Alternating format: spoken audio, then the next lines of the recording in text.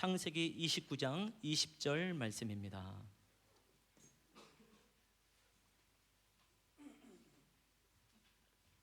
아주 짧은 한 구절인데요, 같이 한 목소리로 읽겠습니다. 구약성경으로 41쪽이 되겠습니다. 창세기 29장 20절 말씀 다 함께 읽습니다. 시작.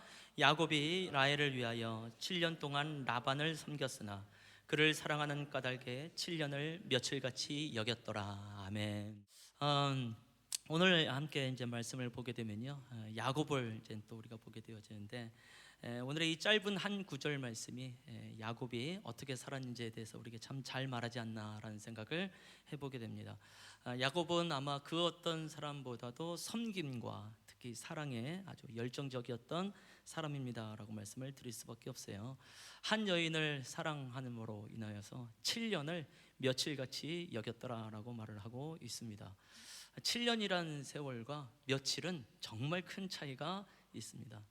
이러한 사랑을, 또 이러한 섬김을 해보신 경험이 있는지, 또 앞으로 또 있게나 될 것인지, 뭐 이런 생각도 해보면 어떨까라는 생각을 해보게 됩니다. 그래서 아무래도 이제 한 남자가 한 여자를 사랑할 때 이 정도의 열정적인 사랑을 했으면 그래도 뭔가 비슷한 비유가, 예화가 있어야 되지 않나라는 생각을 해요. 이게 부담감입니다. 부담감. 누구에 대한 이야기를 해야 될 것 아니겠습니까? 뭐 목사가 목사 얘기를 해야지 딴 사람 얘기를 할 수 있겠어요. 지금부터 뭐 한 거의 30년 가까이 된 얘기를 할 수밖에 없습니다. 지겹겠지만 한번 들어보시기 바랍니다. 제가 이제 변윤희 자매님이라는 분을 이제 만나게 되어졌는데요, 아마 그게 91년도 아마 요때 만나게 된 것 같습니다. 91년도 9월. 맞지요? 서로 날짜가 다르면 곤란한데 그리고 나서 아마 92년도에 첫 번째 생일이 아마 6월 달이었던 것 같아요. 그리고 이제 직장인이었고 또 6월 6일이 이제 쉬는 날이었기 때문에 그때 이제 나름대로 이제 뭐 생일 축하를 좀 해보려고 좀 애썼던 기억이 납니다.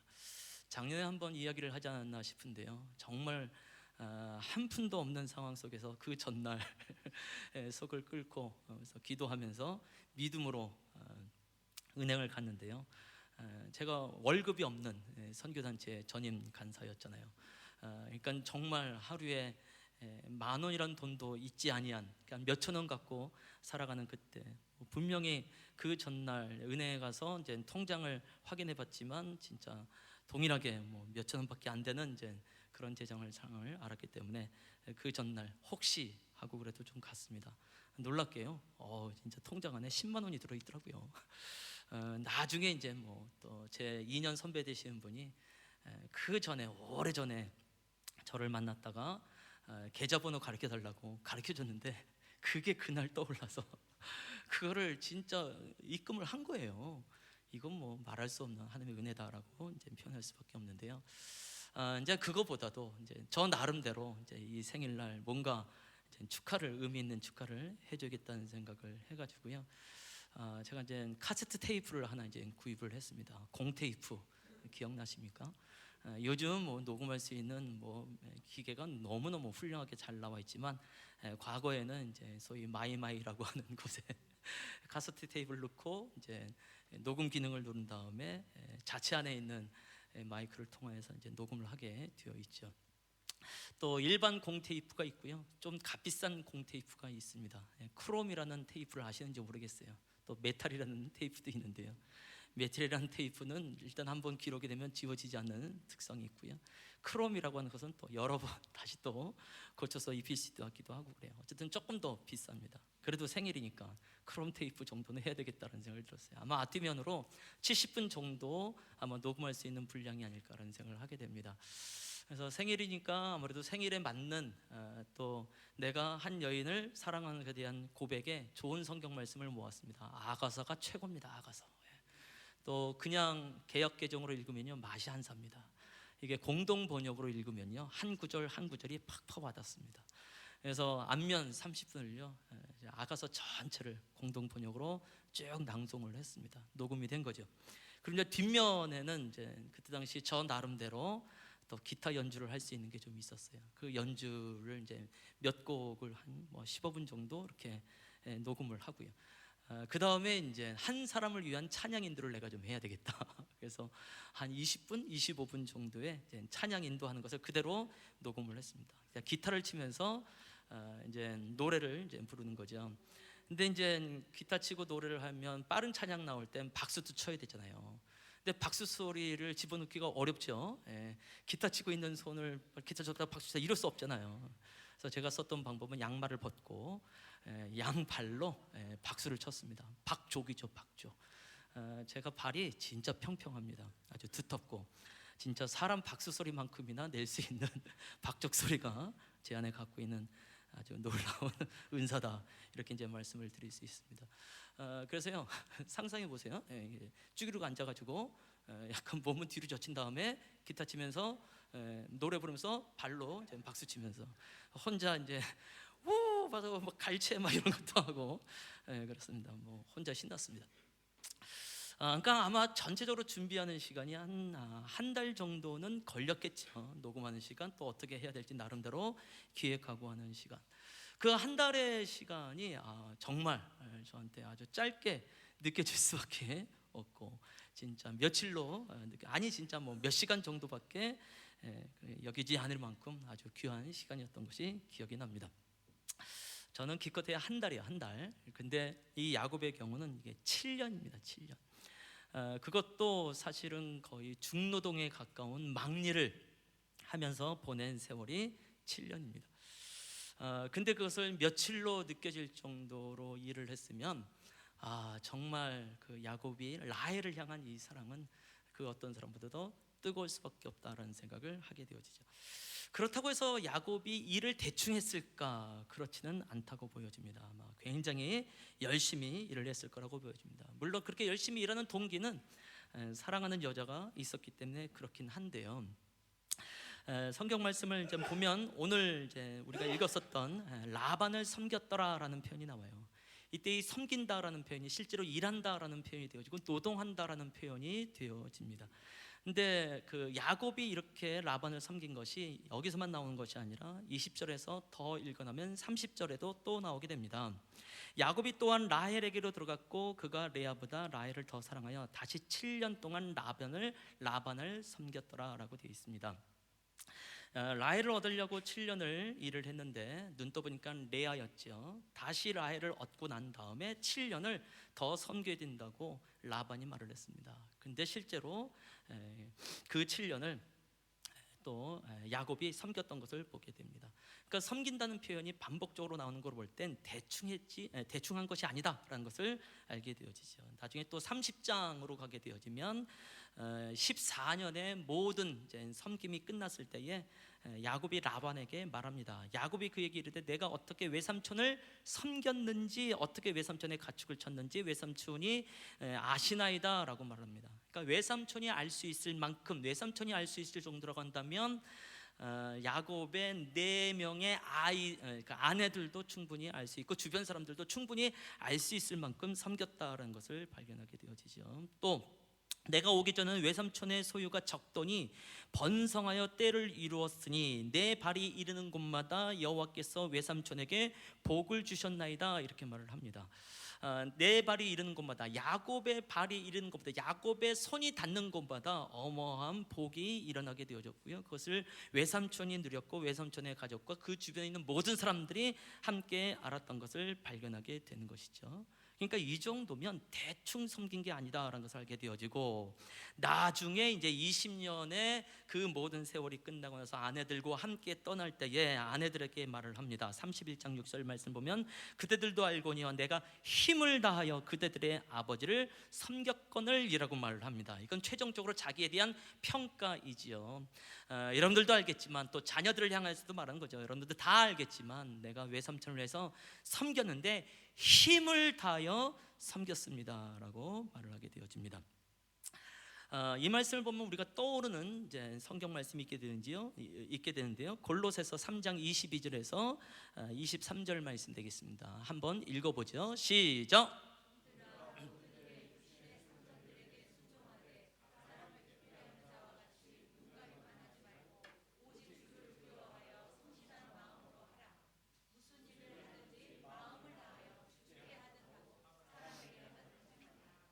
아멘. 아마 여기서 말하는 종들, 상전들에게 순종을 하라, 눈 가리로만 하지 말고 정말 죽게 대하듯이 사람에게 하라, 이렇게 말씀을 하는 것을 발견하게 되어지죠. 그래서 이 말씀에 가장 적합한 인물이 있다고 한다면 바로 야곱입니다라고 말할 수 있겠단 말이죠. 그래서 야곱은 정말 열정적으로 사랑하고 열정적으로 노동하고 이랬던 사람인 것을 발견하게 되어지죠. 우리가 지난주 설교에서 했던 본문 내용을 기억을 하실런지 모르겠는데요, 지난주 설교 본문 내용에 어떤 것이 있었냐면, 나중에 외삼촌을 이제 20년 후에 만나게 되어지면서 뭐라고 말하냐면, 외삼촌의 암양들이나 암염소들이 낙태하지 아니하였습니다. 그런데 외삼촌의 그 어떤 짐승도 가져가지 않았습니다, 이렇게 말을 하죠. 물려 찢긴 것이 있으면 내 것으로 보상했습니다. 그것이 낮에 물려 찢긴 것이든지 밤에 물려 찢긴 것이든지 내가 다 보상했습니다. 지난주 말씀드렸던 거 기억납니까? 그때 당시에 목동이요, 낮에 관리를 하게 되어집니다. 그래서 낮에 그 가축이 사라지게 되어지면 그것은 목동의 책임이에요. 그래서 자기 것으로 채워야 됩니다. 그러나 밤은 목동의 책임이 아니죠. 주인의 책임이 되어집니다. 그러니까 밤에 짐승이, 가축이 없어지게 되어지면 그 주인이 그것을 메꿔야 돼요. 근데 라반 같은 경우는 야곱에게 이 모든 것을 다 맡겨버렸습니다. 근데 야곱이 그것을 다 감당했죠. 낮에는 더위와 싸웠었고 밤에는 추위와 싸웠습니다. 그래서 자기가 얼마나 헐벗었는지 모르겠습니다. 참 고통스러운 삶을 20년 동안 살아왔습니다, 이렇게 말을 합니다. 그래서 정말 철저하게 라반을 섬겼던 야곱의 모습을 발견하게 된단 말이죠. 그래서 이쯤 되면 야곱이 라반을 섬긴 이유가 라헬에 대한 사랑만은 아니다라는 것을 알게 되어지고, 이 일 자체에 대한 어마어마한 성실함이 이 사람 안에 나타난다라고 말씀을 드릴 수밖에 없어요. 그러니까 이전의 야곱과 지금의 이 야곱은 굉장히 다르다라고 말씀을 드릴 수밖에 없지요. 이전의 야곱은 분명히 아버지를 속이는 사람이었었고 형을 속이는 사람이었습니다. 그렇게 해서 자기가 장제의 명분을 얻어야 된다고 생각을 했지요. 장제의 명분이라고 하는 건 제가 전에 말씀드릴 때 그것은 궁극적으로 가게 되면 메시아 대망 사상을 말합니다. 그것은 신앙 안에서의 좋게 표현을 말한 것이지만, 실제적으로 볼 때는요, 장자라고 말할 땐 차자에 비해서 아버지의 유산을 2배나 더 얻을 수 있게 되거든요.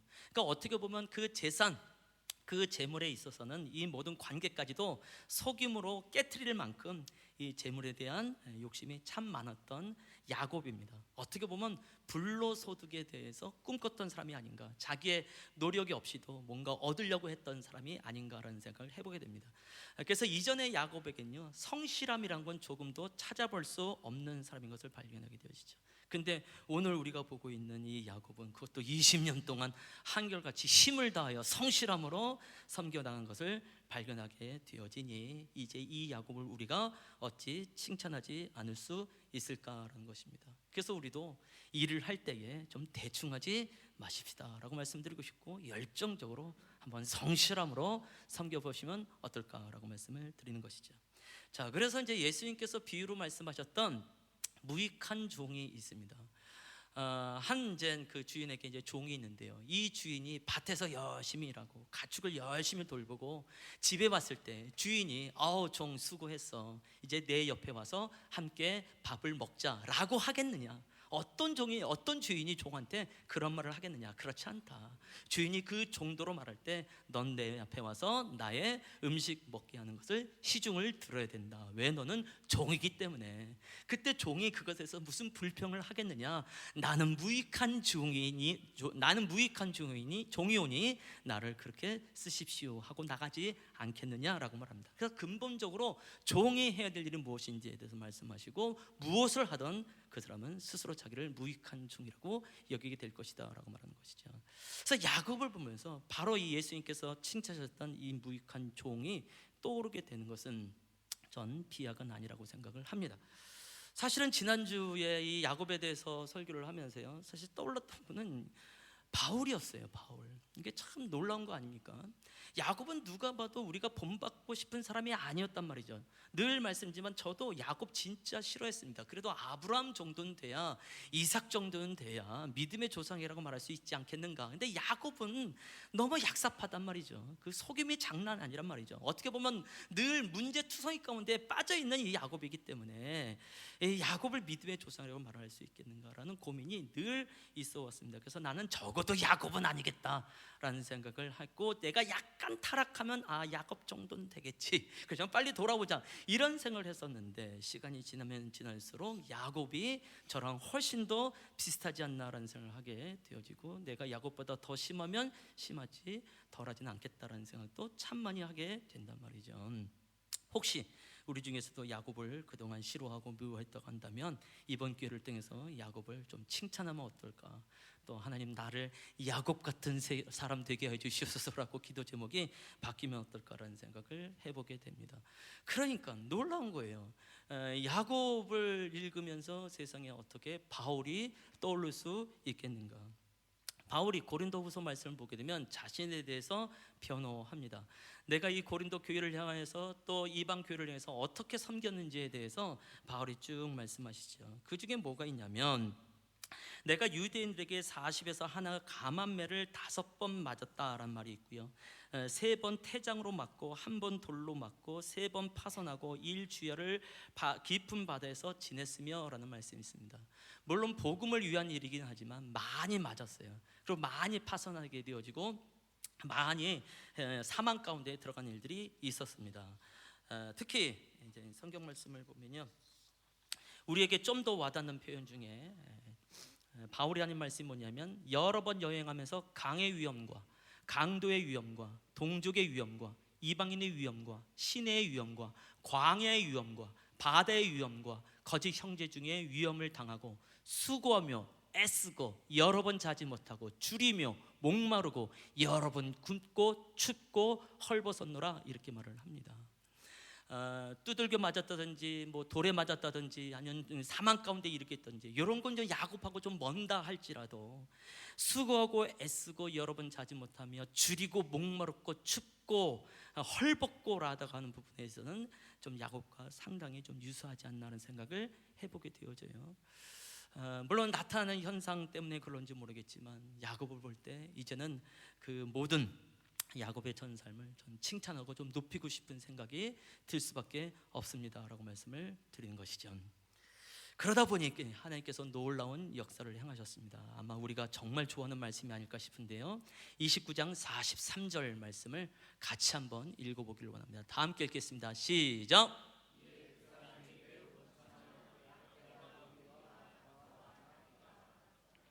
아멘이십니까?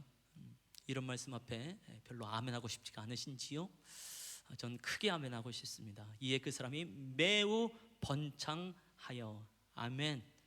우리 성도님들이 2020년도에 매우 번창하시기를 축원합니다. 양떼와 노비와 낙타와 나귀가 많아지기를 축원합니다.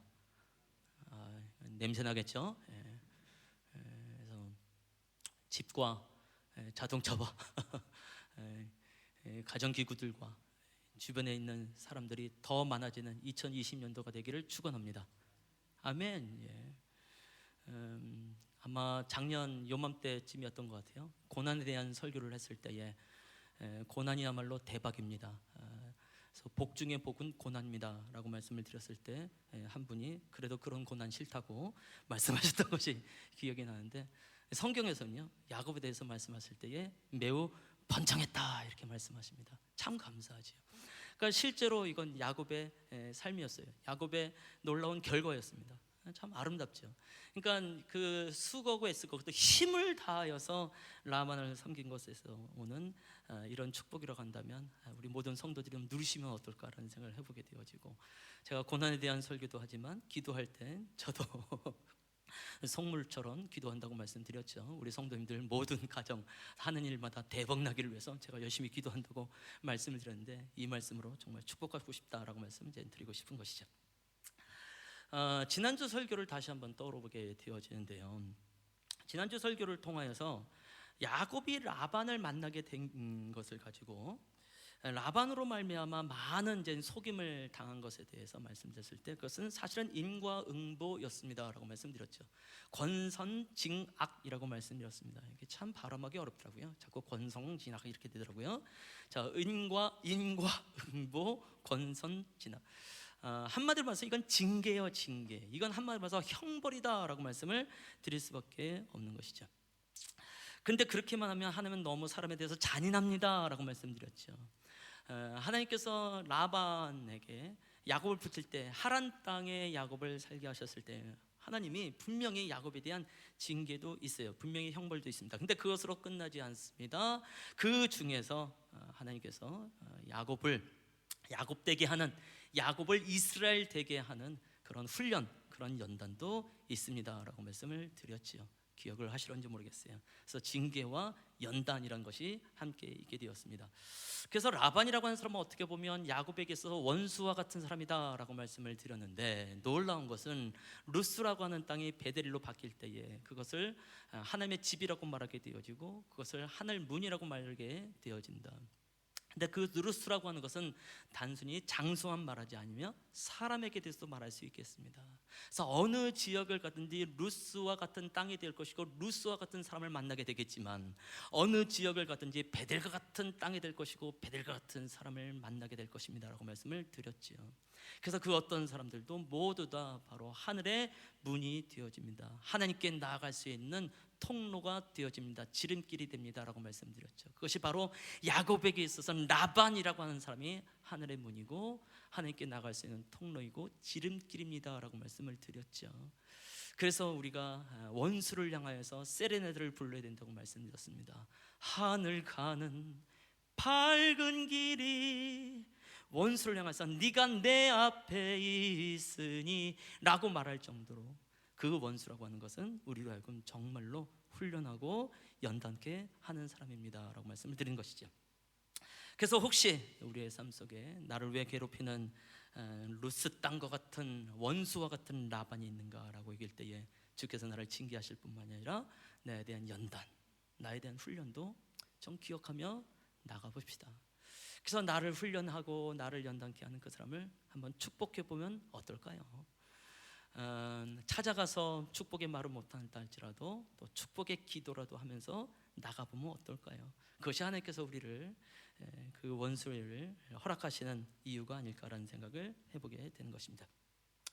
그런데 하나님께서 이 모든 일들 가운데에 징계와 연단만 있지 아니하고요, 오늘 지금 우리가 보고 있는 놀라운 축복도 함께 있는 것을 발견하게 된단 말이죠. 그래서 야곱을 보게 되면요, 적어도 이 20년의 삶 속에서 징계와 연단과 축복이 함께 움직여 갑니다. 정말 이해하기 어렵죠.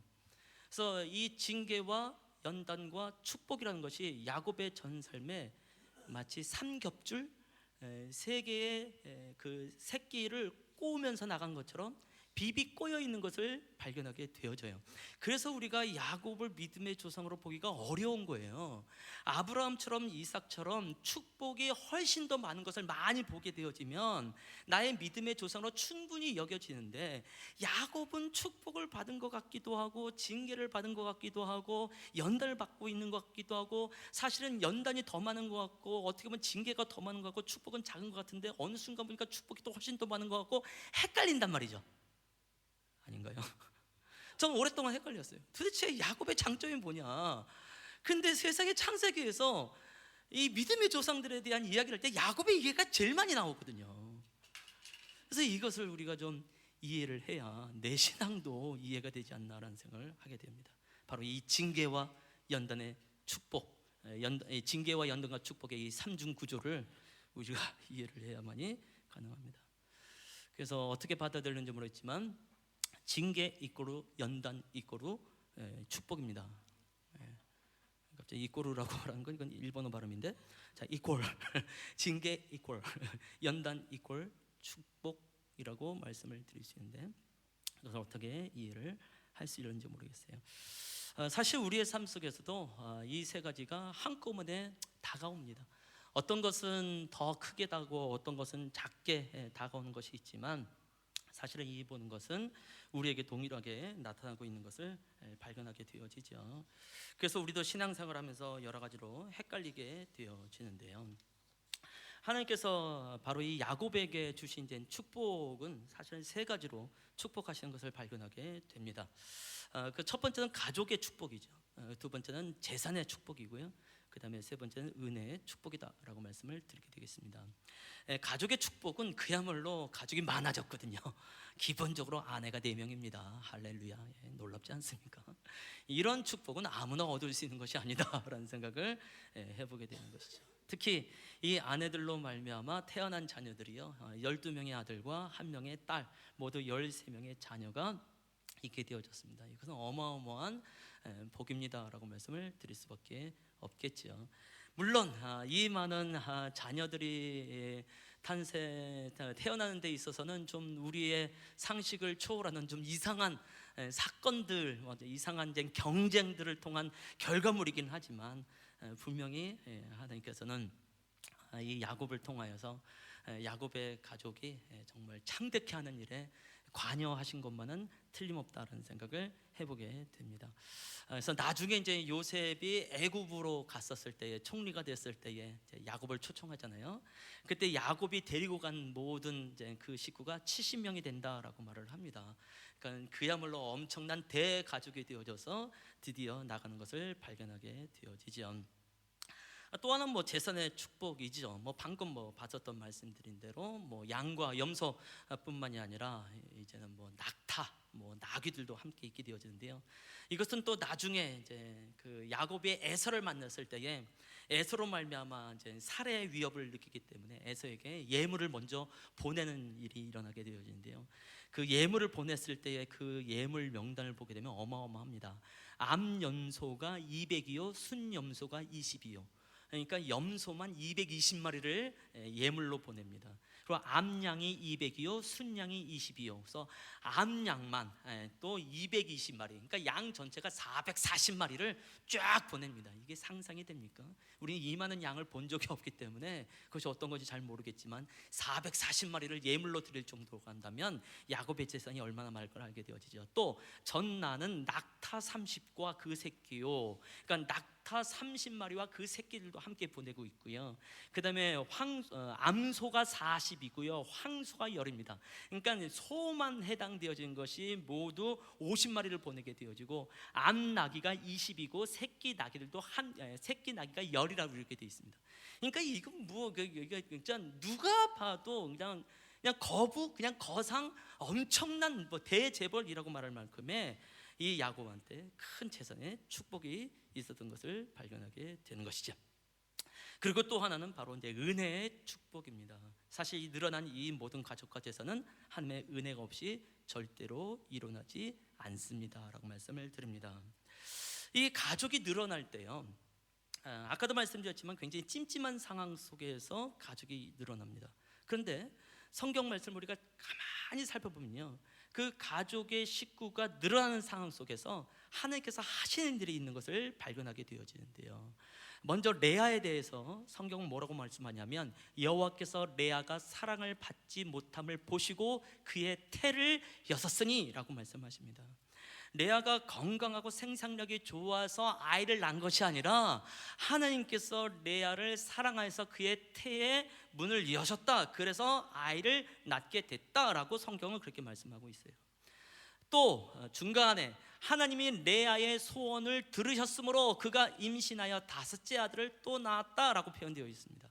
그러니까 철저하게 레아가 어떻게 많은 자녀를 낳은지에 대해서는 성경은 하나님이 그렇게 하셨다고 말씀하고 있는 거죠. 이것은 라헬에 대해서도 마찬가지예요. 레아는 6명이나 낳고 있는데 라헬은 1명도 못 낳은 사건이 되어집니다. 그때 성경은 또 말할 때 하나님이 라헬을 생각하신지라 하나님이 그의 소원을 들으시고 그의 태를 여셨으므로, 그래서 요셉과 베냐민을 낳게 되는 일들이 일어나게 되어지죠. 그래서 전체적으로 볼 때에 야곱의 식구가 들어가게 된 것은 마치 치정의 사건이거나 아니면 경쟁 상황 속에서 어쩔 수 없이 난 것처럼 보일지도 모르지만 아닙니다. 그것은 철저하게 그 이면에는 하나님의 역사하심, 하나님의 들으심과 하나님의 소망과 하나님의 사랑이 이 안에 담겨지는 것을 발견하게 되어지죠. 이것을 어느 정도로 야곱도 충분히 이해를 하고 있었던 것 같습니다. 30장 2절 말씀을 우리가 또 한번 읽어보지요. 다 함께 읽겠습니다. 시작.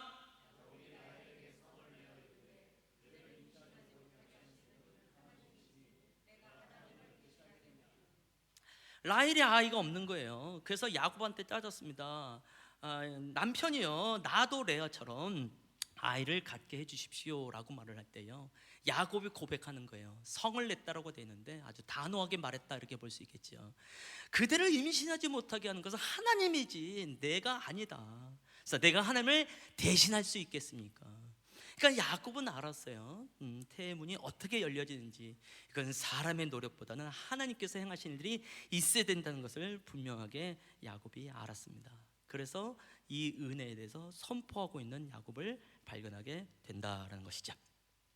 자, 그래서 하나님의 은혜로 말미암아 가족이라고 하는 축복을 얻게 되어지고요, 늘어나는 재산도 마찬가지입니다. 이 재산이 늘어나는 걸 보면 굉장히 독특한 방법으로 재산이 늘어난 것을 발견하게 되어지죠. 굉장히 좀 비상식적으로, 비과학적으로 일어나게 되어지는데요, 또 유명한 예화이기도 하고, 그러나 워낙 좀 이상한 부분이기 때문에 이 말씀을 우리가 한번 읽어보면 어떨까 싶습니다. 모든 이제 그 두 여인을 품으면서 결혼하면서 있게 된 14년이 정리되고 나서 다시 한번 이제 라반한테 따지면서 말할 때, 나도 나의 집을 세워야 되겠습니다. 그래서 내가 이런 일을 하기를 원합니다. 그래서 6년 동안 어떤 일을 했는지에 대해서 발견하게 되는데요, 말씀을 또 같이 읽어보겠습니다. 30장 37절에서 39절 말씀을 우리 같이 또 한 목소리로 좀 읽어보죠. 다 함께 읽겠습니다. 시작.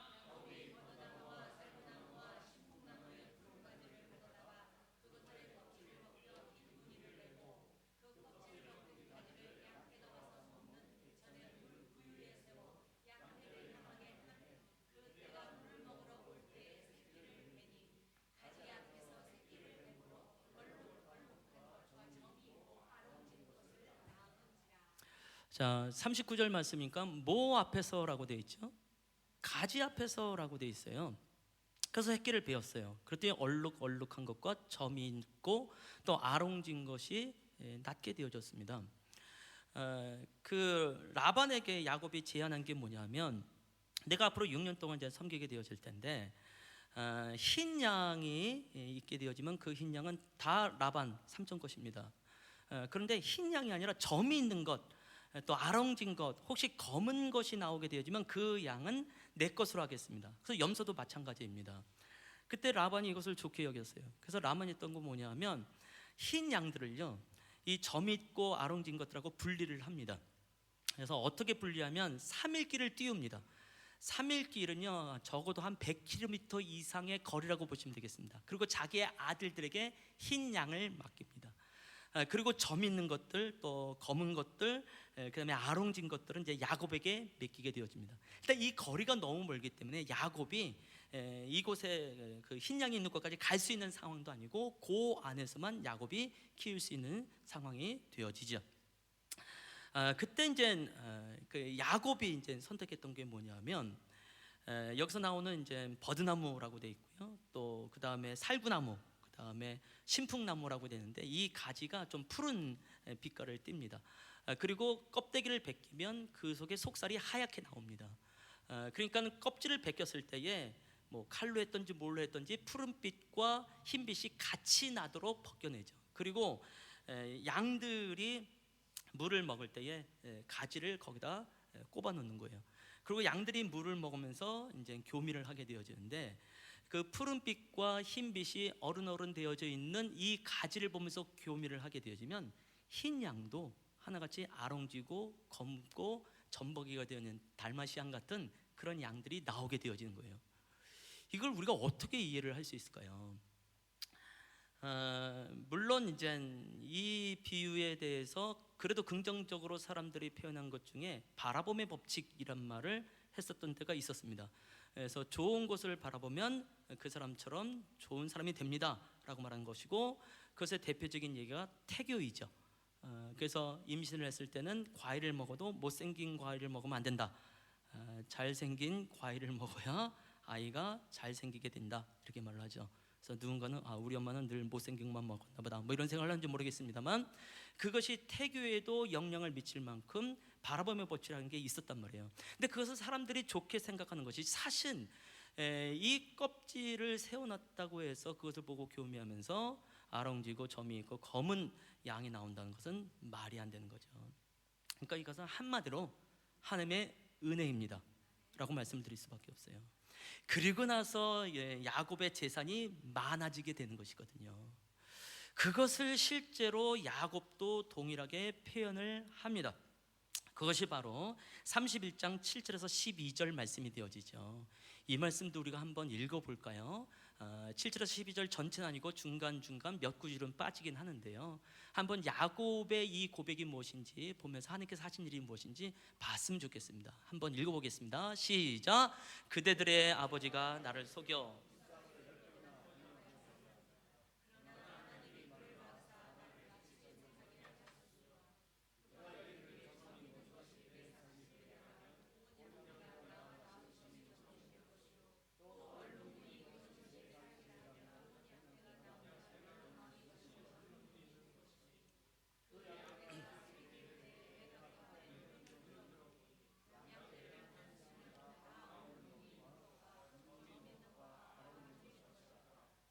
이르시되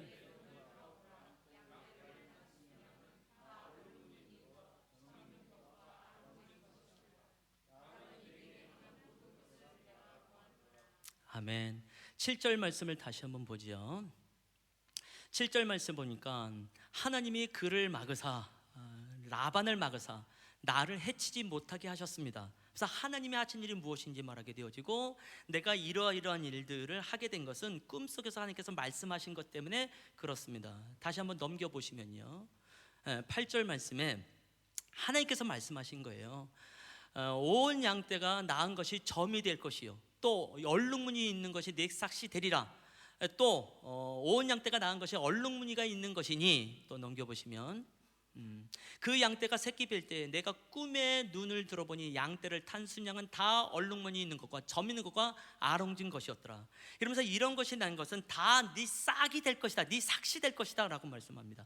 그래서 내가 이런 일을 하게 된 것이고, 실제로 그걸로 말미암아 점이 있고 아롱지고 검은 것에 양들이 태어나게 되어지고, 그로 인해서 내가 재산을 얻게 되어지고 이런 거부가 된 것입니다 라고 야곱이 말을 하고 있는 것을 발견하게 되어지죠. 그래서 야곱의 그 재산이 많아진 것이 야곱의 성실함도 분명히 있습니다. 아까도 말씀드린 것처럼. 근데 거기에는요, 그 이면 철저하게 하나님의 은혜가 있었던 것을 기억을 하시면 좋겠어요. 열심히 일하십시다. 그렇지만 거기와 함께 따라오는 하나님의 은혜를 반드시 기억할 필요가 있습니다. 이게 좋은 예가 될런지 모르겠어요. 그래서 나름 이제 저의 얘기를 하나를 더 해보면요, 제가 이제 아까 말씀드린 대로 이제 그 월급이 없는 상황 속에서 이제 전임 간사로서 이제 사역을 한단 말이죠. 근데 이게 새방에서 사는 것이 쉽지가 않습니다. 적어도 2년에 한 번씩 이사를 가야 되는 상황이고, 갈 때마다 뭐 전세값은 늘 올라가게 되어지고, 그렇지만 그만한 돈은 없으니까 자꾸 규모를 줄여서 이사를 갈 수밖에 없는 상황이 되더라고요. 그래서 이러면 안 되겠다라는 생각이 들면서 아마 자연스럽게 집을 소유하는 것에 대해서 아마 소망을 하며 기도하게 되지 않았나라는 생각을 하게 됩니다. 그러다가요, 놀랍게도 제가 집을 살 수 있는 은혜가 생겼습니다. 참 굉장한 일이죠. 그때 당시 저희가 이제 가지고 있었던 전세값이 이제 2천만 원입니다.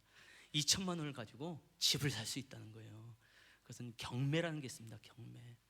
그게 1999년도입니다. 정확하게 20년 전 이야기가 되어지는데요. 제가 아는 이제 지인분이 경매에 이제 여러 가지 정보를 갖고 있었어요. 그래서 자기가 그 2천만 원의 돈을 가지고 집을 살 수 있도록 도와주겠다는 거예요. 이런저런 고민을 하다가 그 일에 저희가 참여를 했습니다. 그리고 나온 물건을 보고요, 저희가 그 물건을 계약을 했습니다. 그 집이 2천만 원짜리 집이었어요. 경매니까 싸게 나온 거죠. 몇 번 유찰을 통하여서 굉장히 가격이 낮아지게 된 겁니다. 그래서 그 집을 사게 되면 2천만 원에 대한 먼저 10분의 1을 내야 됩니다. 10%. 그래서 200만 원을 내고 계약을 했습니다. 그것은 법적으로 하는 거기 때문에 이제 법원에 가서 그 돈을 냈지요. 그러고 나서 한 달 안에 나머지 1,800만 원을 돈을 넣어야 실제로 이제 그 집이 나의 집이 되어집니다. 근데 이 계약금을 집어넣고 나서요, 이 한 달 동안 이 집을 쭉 알아보니까 서류가 너무 복잡해요. 뭐랄까 대출도 너무 많이 걸려 있고, 또 뭐 이미 그 세를 살고 있는 사람들의 권리도 이 안에 꼬여 있고요. 이 서류나 행정적인 걸 풀려면 한 달 갖고 되는 게 아니더라고요. 그 모든 것이 다 됐다 할지라도 지금 현재 살고 있는 세를 살고 있는 이 사람을 쫓아내야만이 그 안에 들어가 있는 상황이, 그게 얼마나 고통스러운 거예요. 그래서 옛날에 집달리라는 말이 있었잖아요. 그래서 집달리를 붙여서 이 사람들을 쫓아내야 돼요. 세간을 다 걷어내고 그래야 그 집이 우리가 되는, 그런 우리 집이 되는 상황이 되었었습니다. 와, 너무 고민스러운 거예요. 그래서 이제 마지막 이제 잔금을 넣어야 되는 1,800만 원 돈을 넣어야 되는 그 상황 속에서 제 아내하고 함께 기도하면서 이것은 우리가 할 짓을 아니다 라고 생각하고 계약을 파기하기로 결정했습니다. 그럼 200만 원이라는 재정이 이제 그대로 고스란히 날아가게 되어지죠.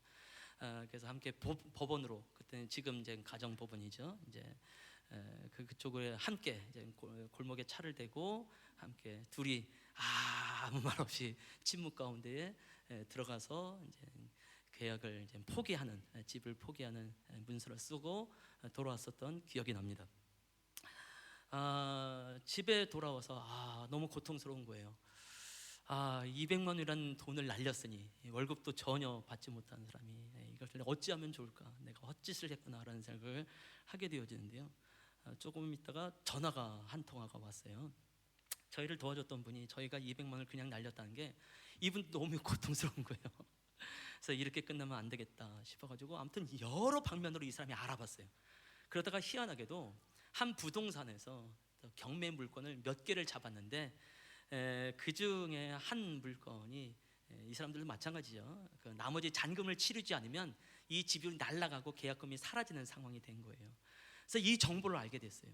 그래서 이러이러한 집이 있는데 혹시 그 집을 사겠냐고. 그래서 그 집은 2천만 원 좀 안 되더라고요. 세상에 1,800만 원 갖고도 충분히 살 수 있을 만큼의 되는 그런 집이었어요. 그래서 저희가 그 집을 바로 계약을 하고요, 집 문서까지 제 수중에 들어오게 되어졌죠. 할렐루야.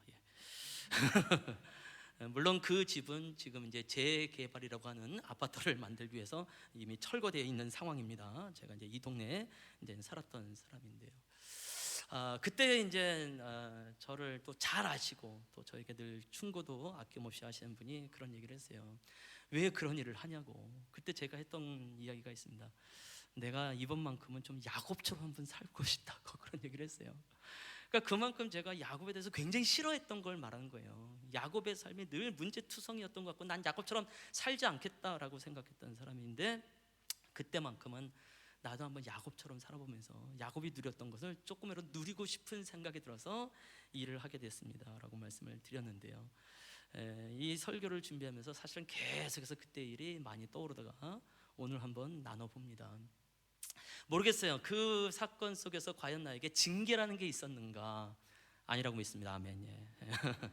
그러나 분명히 연단이라는 것은 분명히 있었던 것 같습니다. 그 연단의 세월을 통하여서 하나님께서 나를 단단하게 하시고 다시 한번 하나님을 신뢰하고 하나님께 더 가까이 나가게 하는 은총도 있게 되어지고 또 그에 맞는 축복을 또 누리게 되어지는 것이죠.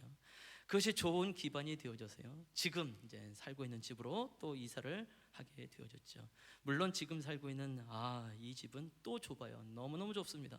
그래서 우리 집 모든 식구들은 하나같이 머리끝까지 올라와 있습니다. 이사 가자, 이사 가자. 그 말을 한 지 벌써 5년이 넘었음에도 불구하고 이사를 못 가고 있는데, 아마 주께서 우리의 소원을 아셔서 속히 저도 2020년도에는 주여 이사 갔으면 좋겠다라는 생각을 갖게 됩니다만은, 나름대로 주께서 저 안에 허락하여 주신 그 복이라는 것도 누리는 것이 되는 것이 아닌가라는 생각을 해보게 된단 말이죠. 그래서 한번 우리에게도 좀 소망을 가져보시면 어떨까 싶습니다. 다시 한번 떠올렸으면 좋겠어요. 야곱의 삶 속에서, 그 20년의 삶 속에서는요, 징계라는 것도 있었습니다. 또 연단이라는 것도 있었습니다. 근데 놀랍게도 그 안엔 축복도 함께 있습니다. 도대체 어디서부터 어디까지가 징계인지 잘 모르겠어요. 도대체 연단이라는 것이 언제부터 시작된지도 모르겠고, 솔직히 축복이라는 것도 언제부터 이루어지는지 모르겠어요. 근데 눈을 떠보니까 징계였고, 눈을 떠보니까 연단이었고, 눈을 떠보니까 그게 축복이었단 말이죠. 이것을 구분하기가 우리가 얼마나 어렵냔 말이에요. 어느 사건을 딱 당하게 되어지면 우리는 금방 내가 뭔가 죄를 지어서 벌을 받나 보다 라는 생각을 하게 된단 말이죠. 그래서 우리 회개를 하게 되어집니다. 그래서 동시에 우리는 또 연단 가운데 들어가고 있는 것을 발견하게 되어지고, 그것을 통해서 하나님께 더 가까이 나가게 됩니다. 근데 또 돌아보니까 이미 하나님께서 우리에게 복을 허락해 주신 걸 또 알게 된단 말이에요. 이것을 구분하기가 너무너무 어려워요. 그래서 야곱의 삶이 우리의 삶과 너무 흡사하지 않나라는 생각을 하게 되어지면서, 이 징계와 이 연단 속에서도 그래도 여전히 병행적으로 함께하고 있는 하나님의 축복을 기대하시면서 소망하면서 나가는 성도님 되시기를 축원합니다.